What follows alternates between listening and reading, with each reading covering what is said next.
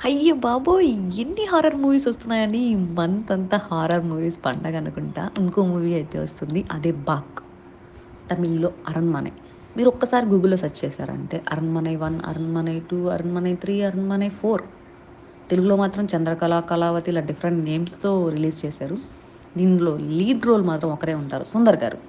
Heroines మారుతూ ఉంటారు. Side characters మారుతూ ఉంటారు. అప్పట్లో అయితే 'హన్సిక' గారు, 'త్రిష' గారు. ఇప్పుడైతే మన 'తమన్నా' గారు, 'రాశికర్ణ' గారు. 'తమన్నా' గారి యాక్టింగ్ ఇరగదీసినట్టు అనిపిస్తుంది.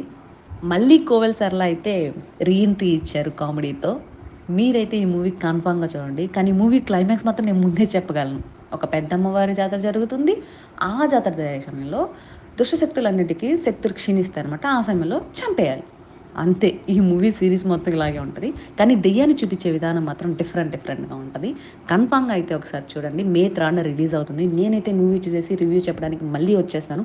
అంతలోపల మీరు షేర్ చేసి, లైక్ చేసి మీ లవ్‌ని మొత్తం పంచేయండి.